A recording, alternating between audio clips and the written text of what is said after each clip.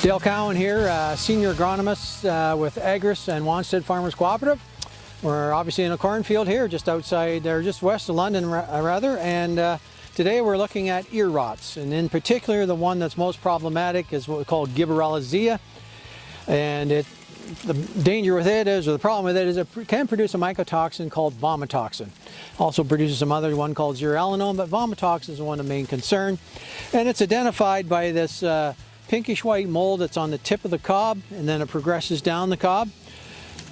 These ear rots are endemic in our soils. They're here all the time. They just need a susceptible crop like corn or wheat to infect, need ideal weather conditions, and that's usually a wet canopy, so rainfall, fog, dew, anything that keeps the canopy wet for most of the day is going to be conducive for those mold spores to grow.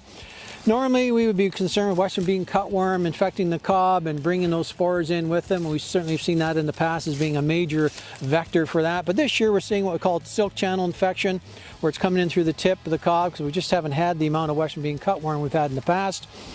And so when the silks are green, they act as a plug, but as the silks, about 7 to 8 days after, when the silks start to turn brown, they kind of open up that tip, and those mold spores can grow in and start affecting the cob tip, which is what you're seeing here with white pinkish mold. So the problem is, the longer this field of corn goes unharvested, the more mold growth you get and the potential for higher vomitoxin levels, which is going to end up causing some penalties at the elevator.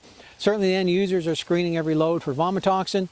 If you're a marketer of DGGs, then you're going to be looking at a threefold increase. So if you're 2 ppm in the corn, that's going to be 6 in the distillers. So it becomes problematic. So you're going to experience some discounts on some heavy vom corn. So the management tip is to get this harvest as fast as you can. Set your combine to leave the small kernels and all the chaff in the field.